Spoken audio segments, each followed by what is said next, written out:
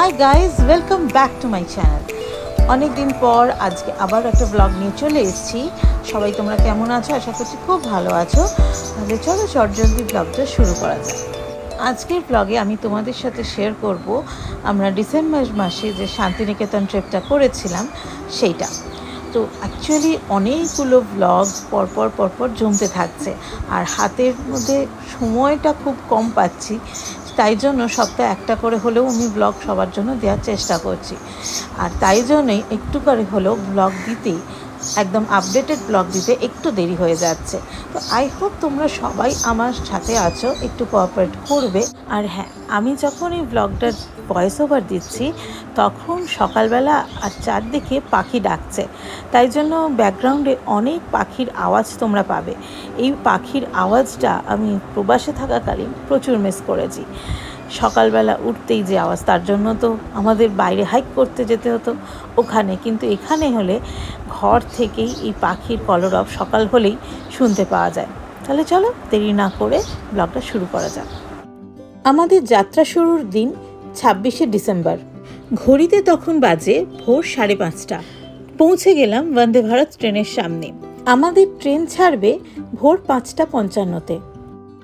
Vande Bharat train নিয়ে প্রচুর আমরা ব্লগ দেখে নিয়েছি, আর তাই জন্য মনে হলো যে এক্সপিরিয়েন্সটা করা যাক। তাই শান্তিনিকেতন যাওয়ার ট্রেনটা আমরা বন্দে ভারতই বুক করলাম, কিন্তু আসার সময় ট্রেনটা বন্দে ভারত ছিল না। ফেরার সময় আমরা শান্তিনিকেতন এক্সপ্রেসে ফিরেছিলাম। বন্দে ভারত ট্রেনেতে ওঠার পর সব থেকে প্রথম যে এক্সপিরিয়েন্সটা হলো যে সিটিং অ্যারেঞ্জমেন্ট একদম প্লেনের মতো, আর সব থেকে যেটা ভালো লাগলো সেটা হলো টাইম ম্যানেজমেন্ট। একদম ঘড়িতে 5:55 বাজতেই গেট বন্ধ হয়ে গেল আর ট্রেনও ছেড়ে দিল। ট্রেন ছেড়ে দেওয়ার পরেই সবার জন্য একটা করে জলের বোতল এলো, ইভেন খবরের কাগজও দিচ্ছিল, আর তারপরে চলে এলো চা। টিকিটে সব কিছুই সাজানো গোছানো ছিল। ট্রেতে কাপের মধ্যে গরম জল, টি ব্যাগ, সুগার, বিস্কিট আর একটা করে মিল্ক পাউডারের পাউচ। শান্তিনিকেতন পৌঁছতে আমাদের সময় লাগবে 1 ঘন্টা 45 মিনিটের মতো। ওই 7:30টার কাছাকাছি আমরা নেমে পড়ব। তাই ভাবলাম এই চা বিস্কিট খেয়ে নেমে পড়ব, আর স্টেশনে কিছু কিনে ব্রেকফাস্টও করে নেব। শীতের সকালে গরম চায়ে চুমুক দিয়ে বাইরের দৃশ্য উপভোগ করতে করতে ট্রেন জার্নি সত্যি স্বর্গীয়। আর 45 মিনিট সময় লাগবে আমাদের বোলপুর পৌঁছতে, কিন্তু তার মধ্যে দেখলাম আমাদের ব্রেকফাস্টও এরা সার্ভ করে দিল। বড় উইন্ডো দিয়ে দেখলাম ট্রেনটা একটা জায়গায় এসে পুরো বেঁকে যাচ্ছে, তাই চটজলদি দেরি না করে এই মুহূর্তটাকে ক্যাপচার করে নিলাম। ব্রেকফাস্টেতে ছিল bread, omelette with boiled vegetables, একটা ট্রপিকানা অরেঞ্জ জুস, একটা লটি চকো পাই, আর হ্যাঁ, হ্যান্ড স্যানিটাইজার তো ছিলই। দেরি না করে চটজলদি প্রাতরাশ সেরে নিয়ে রেডি হয়ে পড়লাম, কারণ খুব শিগগিরই আমাদের ট্রেনটা বোলপুরে দাঁড়াবে। তাই খাওয়া দাওয়া হয়ে গেলে একেবারে ব্যাগপত্র নিয়ে এগিয়ে গেলাম গেটের সামনে।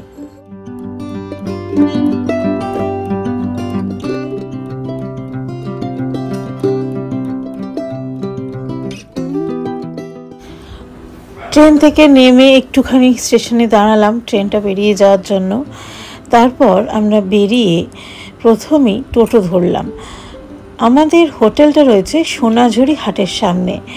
স্টেশন থেকে অলমোস্ট আধ ঘন্টার ডিস্টেন্স, কিন্তু স্টেশনে এসে জানতে পারলাম যে এখন যেহেতু পৌষ মেলা চলছে, তাই জন্য বিশ্বভারতী ইউনিভার্সিটির ভেতরে দেখাটা বন্ধ এখন, আর রাস্তাঘাটও ওয়ান ওয়ে করে দিচ্ছে। 10:30 থেকে কোনো টোটো অটো কিচ্ছু সামনে আসবে না এই ইউনিভার্সিটির সামনে। তাই টোটোলারা সাজেস্ট করলো সোনাঝুরি হাটের ওখানে যেখানে আমাদের হোটেল, সেখানে যাওয়ার সময় বিশ্বভারতীর ভেতর দিয়ে গিয়ে মেলাটাও দেখে নেওয়া যায়, আর বিশ্বভারতীর আনাচে কানাচে যা যা দেখা আছে সেগুলো একবারে দেখে নিয়ে তারপরে হোটেলে যেতে। শান্তিনিকেতন আমি এর আগেও এসেছি অনেক ছোটোবেলায়, তবে পৌষ মেলার সময় আসাটা প্রথমবার। তবে আজকেই শেষ দিন, আর এখানে এসে যা শুনলাম যেভাবে রাস্তাঘাট বন্ধ করে দিচ্ছে, তাই এখন যদি আমরা সোনাঝুরি হাটে গিয়ে হোটেলে উঠি সন্ধেবেলা কি করে আবার আসবো কোনো গ্যারেন্টি নেই। তাই পৌষ মেলাটা থাক, ওটা নয়, আমরা যেটুকুনি দেখলাম সেটুকুনি এখন চাক্ষুষ মনে রেখে যাচ্ছি। আর এদিকে টোটোলা আমাদেরকে সমস্ত গল্প করতে করতে নিয়ে যাচ্ছে, বলা যায় সাইট সিইং করাচ্ছে, ডিটেলস বলছে, আর একবার সব কিছু মনে হয়ে যাচ্ছে যে কীরকমভাবে আমরা আগের বার এসে ঘুরেছিলাম অনেক ছোটোবেলায়। তবে তখন এই সমস্ত জায়গাগুলো অনেক কাছে চলে যেতে পারতাম, বাট করোনার পর থেকে ট্যুরিস্টদের আর ভেতরে ঢুকতে দেয় না, তাই যা কিছু দেখা এই জালের এপার থেকেই দেখতে হয়। এই যেমন উপাসনা গৃহ, ছোটোবেলায় কত সামনে থেকে আমরা গেছিলাম, ছবি তুলেছিলাম, কিন্তু এখন অনেক দূর থেকে উপাসনা গৃহটা দেখতে হচ্ছে। একদিকে ভালো, সংরক্ষণও হয় আর ড্যামেজ হওয়ার চান্সও কমে যায়। যাই হোক, টোটো চালক তার মতো করে আমাদেরকে সব গাইডলাইন করে যাচ্ছে।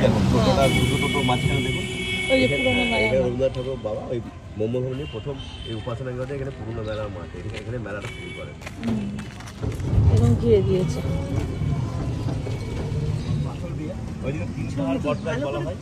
এখান থেকে রবীন্দ্রনাথ ঠাকুর একটা কবিতা লিখেছিল, কুমোরপাড়া গরু গাড়ি বোঝাই করা কলসি গাড়ি চালায় এই গাছতলায় বসে লিখেছিলেন। আর এই গাছটা লাগিয়েছিল রবীন্দ্রনাথের বাবা মহেশী দেবেন্দ্রনাথ উপায়জন থেকে চারা গাছ জন্য লাগিয়েছিল 3টে পাথর দিয়ে। উনি মারা যাওয়ার পরে রবীন্দ্রনাথ ঠাকুর ওরা বাবার স্মৃতি রাখার জন্য সহজ করবে এই বটগাছের ছবিটা দেয়। আচ্ছা, 3টে ভাব করা এখানে শুরু করেছিল আর শেষ করেছিল বাংলাদেশের কবিতাটা। এখান থেকে প্রথম শুরু করে রবীন্দ্রনাথ ঠাকুর লেখাটা। হাট বলতে পারছিল না, তখন উনি বামাখাপা তারাপীঠে খুব নাম দেন। বামাখাপাখানে গিয়ে উনি বামাখাপাকে বলেন আমার এরকম মনের শান্তি পেয়েছে। তখন বামাখাপা শ্মশানে তারাপীঠে ধ্যান করে বলেন যে তখন এই জায়গার নাম ছিল বলিপুর। যারা দোষ করতো জমিদার রাজারা এখানে নরবলি দিত, তখন জেল টেল সিস্টেম ছিল না, পুলিশ।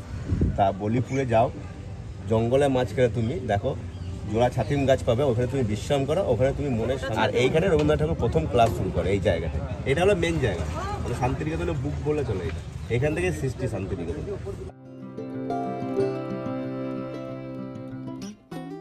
বিশ্বভারতী ঘোরা হয়ে গেলেও আর কোথায় কোথায় ঘোরা যায় তাই জেনে নিচ্ছিলাম টোটো চালকের কাছ থেকে। চলুন শুনে নেওয়া যাক উনি কি কি সাজেস্ট করছেন। সোনাঝুরি হাটে আপনি রয়েছেন, সোনাঝুরি হাট, বিশ্বভারতী ক্যাম্পাস তো হয়ে গেল, তারপরে সৃজনী শিল্পগ্রাম, জমিদার বাড়ি, আমাকুটি সোসাইটি, তারপর কঙ্কালীতলা একাডেমিতে শেষ ফিট, আদিবাসী শালবাগান, পলাশমণি আদিবাসী গ্রাম, তারপরে আছে আপনার কুপাই নদী, সব ছিল না। তো বাসির আওয়াজ শুনে এখানে কাজ শুরু হতো, যেসব আদিবাসী পরিবারের মিলে টিলে কাজ করতো। এর নাম হলো কলের বাসি। বাসি বাসতো কাজ শুরু হতো, বাসি বাসতো কাজ শেষ হতো তখনকার দিনে। বিশ্বভারতী ক্যাম্পাস ঘোরা হয়ে গেলে এবার আমাদের গন্তব্য আমাদের হোটেল আর সোনাঝুরি হাট। তবে তার মাঝেই পড়ছে বিশাল শালবন, তাই শালবনের প্রাকৃতিক শোভা উপভোগ করার জন্য এখানে একটু দাঁড়িয়ে চারদিকটা উপভোগ করে নিলাম।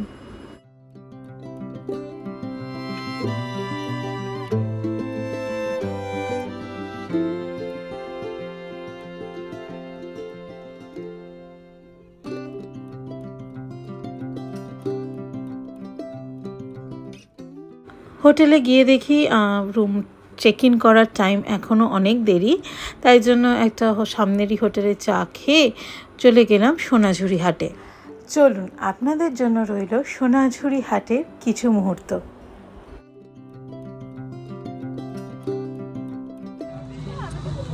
এটা তোমার অল ওভার, শুধু এইখানেই কাজ আর ওইটা যা কাজ প্লেন।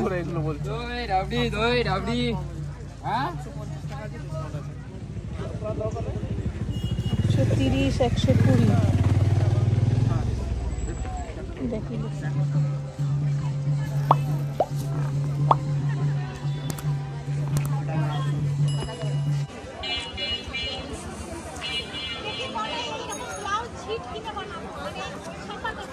ঘুরতে ঘুরতেই একটা জায়গায় বেশ মজার জিনিস লেখা এই টি শার্টটা পেলাম, সুমনের জন্য কিনেও ফেললাম, আর তার সেটা এত পছন্দ হয়েছে যে সেটা কি পরেও ফেললো।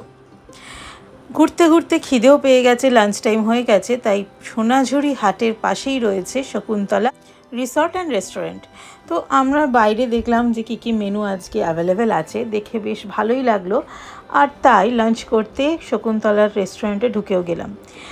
ভেতরের অ্যাম্বিয়েন্সটা সত্যিই সুন্দর, আর আমরা বেশ নতুন একটা ধরনের অ্যাম্বিয়েন্স উপলব্ধি করার জন্য নিচেই বসলাম, কারণ দোতলাতে চেয়ার টেবিল রয়েছে, কিন্তু নিচেতে একতলাতে বসতে গেলে এই নিচেই বসতে হবে। আর খাবারের টেস্টও ছিল মুখে লেগে থাকার মতো। খাওয়া দাওয়া শেষ করে বাইরে বেরোতেই কানে ভেসে এলো ধামসা মাদলের আওয়াজ। একটু দূর এগিয়ে গিয়ে দেখলাম আদিবাসীরা নৃত্য পরিবেশন করছেন, আর আশেপাশে যারা রয়েছেন তাদেরকেও ডেকে নিয়ে নিজেদের সঙ্গে তাল মেলাতে এনজয় করছেন।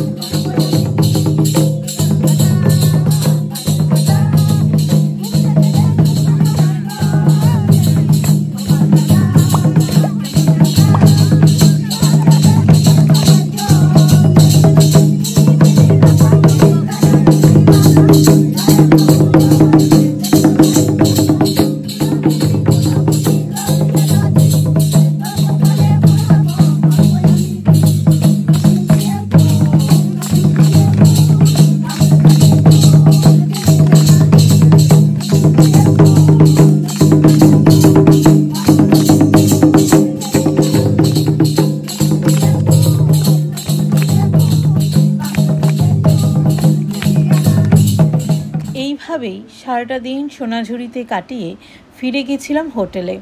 গিয়ে আর ব্লগ করার একদম সময় পাইনি, প্রচণ্ড টায়ার্ড হয়ে পড়েছিলাম। সন্ধেবেলা ঘুম থেকে উঠে চা আর স্ন্যাক্স অর্ডার দিয়েছিলাম। সারাদিনের ক্লান্তি, ঘোরাঘুরি সব কিছু ভুলে যখন একটা চিকেন পকোড়া মুখে দিয়েছি, তখনই খবর এলো যে নিচে আমাদের সবার জন্য বাউল গানের ব্যবস্থা করা হয়েছে। যে কজন হোটেলের গেস্ট আছে তাদের সবাইকে নিচে যেতে বলছে।